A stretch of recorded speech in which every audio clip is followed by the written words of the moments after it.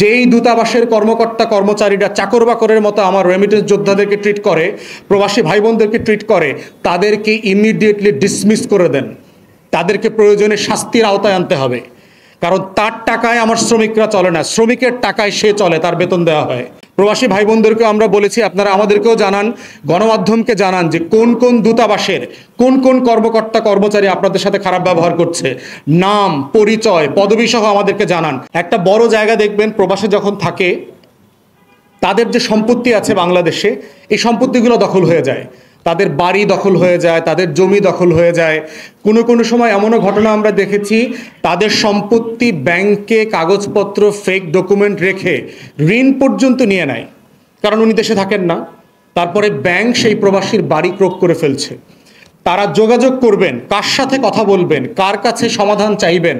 স্থানীয় অ্যাম্বাসিতে গেলে তারা বলবে যে আমাদের কিছু করার নাই, আপনারা ওখানে আইনজীবীর মাধ্যমে যোগাযোগ করেন। টাকা দেওয়া বন্ধ করলে তো আপনাদের অনেক করার থাকে।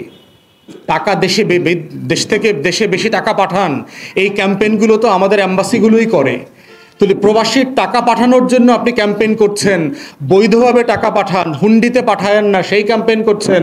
কিন্তু ওই প্রবাসী ভাই বোন যখন বিপদে পড়ছে, তাকে সাহায্য করবার মতো ন্যূনতম আন্তরিকতা, প্রচেষ্টা আপনাদের মধ্যে নাই কেন? প্রতি মাসে প্রায় $2 বিলিয়ন তারা বাংলাদেশে পাঠায়। বাংলাদেশের অর্থনীতি ভেঙে পড়ে নাই যে কারণে, তার একটা বড় কারণ হচ্ছে এই প্রবাসী ভাই বোনদের টাকা। যে আওয়ামী লুটপাটের পরেও কেন এই দেশের অর্থনীতি এখনো টিকে আছে। এবং আন্দোলনের সময় আপনারা দেখেছেন যে রেমিটেন্স যোদ্ধারা সপ্তাহের পর সপ্তাহ, মাসের পর মাস বাংলাদেশে টাকা পাঠায় নাই, বয়কট করেছে। এই তখনকার আওয়ামী ফ্যাসিবাদীদেরকে অর্থনীতি ধসে গেছে। মাসের পর মাস কিভাবে টাকা না পাঠানোর কারণে অর্থনীতিতে কিভাবে হাসিনা বেকুফ হয়ে গেছিল, যে কিভাবে এই টাকাগুলো হারায় গেছে অর্থনীতি থেকে। তো সেই জায়গাতে আমরা বোধ করছি কতগুলো উদ্যোগ এই সরকারের কাছ থেকে আমরা আশা করছি যে আপনারা ইমিডিয়েটলি নেবেন। তার ভিতরে একটা হচ্ছে, আমরা প্রস্তাব করছি যে প্রবাসী কল্যাণ মন্ত্রণালয়ের অধীনে একটা ওয়ান স্টপ সার্ভিস সেন্টার খোলা দরকার, যেখানে 24 ঘন্টা সপ্তাহে 7 দিন 365 দিন প্রবাসী ভাই বোনরা ফোন করে, ইমেল করে তাদের যে সমস্যা আছে, তারা যে ভোগান্তিগুলো শিকার হচ্ছেন লিখিতভাবে এবং ফোনের মাধ্যমে তারা অনলাইনে এগুলো জমা দিতে পারবেন। এবং এটার একটা সার্ভিস দেবার একটা ডেডলাইন থাকতে হবে, 3 দিন, 7 দিন, 10 দিন। এর জন্য যত যত সার্ভিস দরকার, স্থানীয় প্রশাসনকে ইনভলভ করে, ডিসিকে, এসপিকে, ওসিকে, টিএনওকে ইনভলভ করে সেই সেবাটা এনশিওর করতে হবে ওয়ান স্টপ সার্ভিসের মধ্য দিয়ে। এজন্য যদি আইনের কোনো সংশোধনী প্রয়োজন হয়, যদি কোথাও 1-2টা ধারার প্রয়োজন হয় পরিবর্তন করবার, সেটা আপনারা করেন, করে প্রবাসীদেরকে এই সেবাটা নিশ্চিত করেন। দ্বিতীয়ত, আমাদের মধ্যে আমরা দেখতে পাচ্ছি যে প্রবাসীদের এয়ারপোর্টের হয়রানির ব্যাপারটা। এয়ারপোর্টে কদিন আগে দেখেছেন যে আপনার ইউরোপ থেকে একটা পরিবার আসছে, তাদের সাথে ওখানকার সিকিউরিটির মারামারি পর্যন্ত, ধস্তাধস্তি হয়ে গেছে। প্রশ্ন হচ্ছে যে যে কোনো ব্যক্তির সাথে আপনার একমত দ্বিমত হতে পারে, হাতাহাতি, মারামারি, রক্তারক্তি পর্যন্ত এখানে যেতে হবে কেন? এইটার তো একটা মেজার, একটা প্রোটোকল থাকতে হবে যে আপনি যে কোনো খারাপ আচরণ কিভাবে ডিল করবেন, প্রবাসীদেরকে সম্মান কিভাবে দেবেন। কয়দিন একটা দেখলাম একটা প্রবাসী কর্নার করা হয়েছে, খুবই সুপারফিশিয়াল। এগুলো সিম্পলি সেলফ সার্ভিং, এবং এতে কোনো বেনিফিট হবে না প্রবাসীদের, বরং প্রবাসীদের সেবা দেওয়ার বাস্তবতা করা দরকার। অ্যাম্বাসিগুলো থেকে প্রতিনিয়ত আমরা যে অভিযোগগুলো পাই, পাসপোর্ট রিনিউ করার আবেদন করা হয়েছে, পাসপোর্ট পাচ্ছে না, এনআইডি করবার জন্য আবেদন করা হচ্ছে, এনআইডি পাচ্ছে না, জন্ম সনদ, মৃত্যু সনদ, তারপরে ইনহেরিটেন্স সার্টিফিকেট, এই সকল ডকুমেন্টেশন করার জন্য বারবার বলা হচ্ছে। স্থানীয় দূতাবাসগুলো সিম্পলি তাদেরকে 2 পয়সার মানুষ মনে করে না। পার্টিকুলারলি যারা মালয়েশিয়াতে আছে, মধ্যপ্রাচ্যে আছেন, তাদেরকে অ্যাম্বাসির কর্মকর্তারা মনে করে আমার দেশের চাকর বাকর, সিম্পলি চাকর বাকরের মতো ট্রিট করে। তো যেই দূতাবাসের কর্মকর্তা কর্মচারীরা চাকর বাকরের মতো আমার রেমিটেন্স যোদ্ধাদেরকে ট্রিট করে, প্রবাসী ভাই বোনদেরকে ট্রিট করে, তাদেরকে ইমিডিয়েটলি ডিসমিস করে দেন। তাদেরকে প্রয়োজনে শাস্তির আওতায় আনতে হবে। কারণ তার টাকায় আমার শ্রমিকরা চলে না, শ্রমিকের টাকায় সে চলে, তার বেতন দেওয়া হয়। অতএব কে কার সেবক, কে কার কর্মচারী, সেইটা ওনাদেরকে পরিষ্কার করে বুঝতে হবে। এই জন্য আমাদের পক্ষ থেকে পরিষ্কার দাবি হচ্ছে, রাষ্ট্রদূতদের মাধ্যমে স্থানীয় যে দূতাবাসগুলো আছে সেগুলোকে দালাল এবং দুর্নীতিমুক্ত করতে হবে। অধিকার এবং মর্যাদা ফিরায় নিয়ে আসার জন্য এটা খুবই বড় শর্ত। দালাল এবং মুক্ত করতে হবে। প্রবাসী ভাই বোনদেরকেও আমরা বলেছি, আপনারা আমাদেরকেও জানান, গণমাধ্যমকে জানান যে কোন কোন দূতাবাসের কোন কোন কর্মকর্তা কর্মচারী আপনাদের সাথে খারাপ ব্যবহার করছে, নাম, পরিচয়, পদবি সহ আমাদেরকে জানান। আমরাও এখানে পররাষ্ট্র মন্ত্রণালয়, তারপরে প্রবাসী কল্যাণ মন্ত্রণালয়ের মাধ্যমে এই জিনিসগুলোর ব্যবস্থা কিভাবে নেওয়া যায় সেগুলো নিয়ে আমরা কথা বলবো, কাজ করব।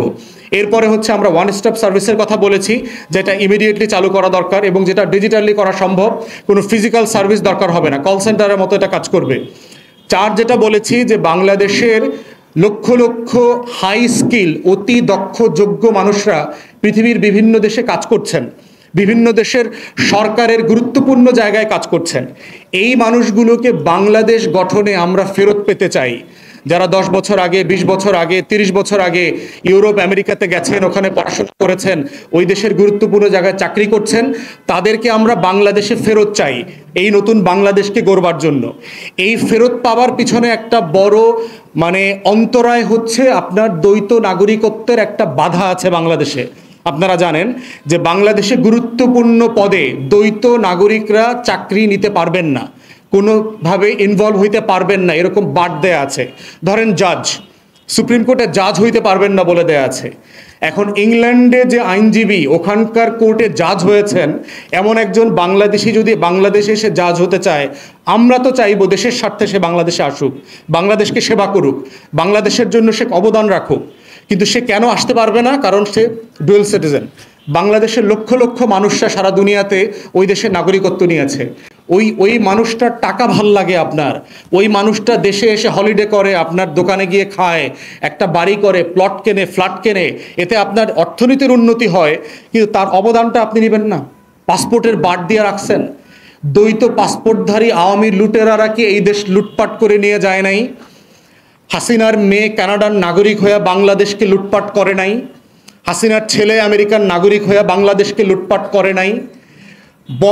ববি যে শেখ রেহানার মেয়ে হয়ে লুটপাট করে নাই? সিআরআই প্রতিষ্ঠান দিয়ে lakh lakh billions of dollar লুটপাট করে নাই? তো শেখ পরিবারের সবাই তো বিদেশি নাগরিক, সবাই তো এই দেশকে লুটপাট করে খেয়ে গেছে। হাসান মাহমুদরা বিদেশের নাগরিক না? আওয়ামী লীগের ন্যূনতম 50-60 জন এমপি ছিল যারা বিভিন্ন দেশের নাগরিক। গোলাপ আমেরিকার নাগরিক হয়ে বাংলাদেশে এমপি হয়েছে না? মিছা কথা বইলা। মানিকরে আওয়ামী লীগ জাজ বানাইছে না? সে তো ব্রিটিশ নাগরিক।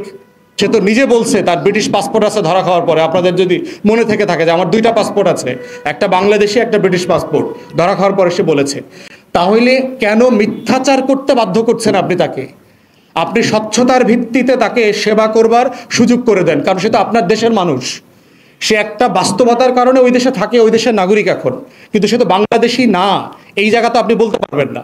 তাই এবং আমরা দেখেছি ইতিমধ্যে ইউনূস সরকার কিন্তু বিভিন্ন দেশ থেকে বাংলাদেশি যোগ্য দক্ষ লোকদেরকে ডেকে নিয়ে এসছে, বিভিন্ন জায়গায় তাদেরকে দায়িত্ব পালন করতে দিয়েছে।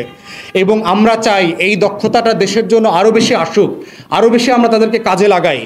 বাংলাদেশি হাজার হাজার ডাক্তার, বিশ্ববিদ্যালয়ের প্রফেসর যারা ওইসব দেশে আছেন, তারা বাংলাদেশে বিশ্ববিদ্যালয়ে এসে বিনামূল্যে পড়াতে চান, এখানকার হাসপাতালগুলো বিনামূল্যে সেবা দিতে চান, সার্জারি করতে চান, অপারেশন করতে চান, কিন্তু আইনের অনেক বাধ্যবাধকতা আছে। তাই ওনাদেরকে যদি আমরা উৎসাহিত করতে চাই, আমাদের পক্ষ থেকে আমরা পরিষ্কার দাবি করছি, বাংলাদেশি নাগরিক হওয়াটাই বাংলাদেশের যে কোনো পদ হোল্ড করবার জন্য এনাফ। এরপরে যদি সে আরও 5টা দেশের নাগরিক হয়ে থাকে সমস্যা নাই। সংস্কার কমিশনের দায়িত্ব নিয়েছে একাধিক ব্যক্তি, তারা বিভিন্ন দেশের নাগরিক। এতে তো আমাদের দেশের কোনো ক্ষতি হয় নাই। তারা তো বাংলাদেশকে সংস্কার করবার জন্য দিনরাত পরিশ্রম করেছেন, সুপারিশ দিয়েছেন, বাংলাদেশকে বদলে দেবার জন্য কাজ করছেন। তাহলে আমাদের অবদানের এই জায়গাটা সামনে রেখে দ্বৈত নাগরিকত্বের এই অন্তরায় সব জায়গা থেকে তুলে ফেলতে হবে, সব জায়গা থেকে, কোনো প্রভিশন থাকবে না এটার। বাংলাদেশি নাগরিক এটাই এনাফ। বাংলাদেশের আমলা হওয়ার জন্য, বাংলাদেশের জাজ হবার জন্য, বাংলাদেশের এমপি মন্ত্রী হবার জন্য, সব কিছু হবার জন্য।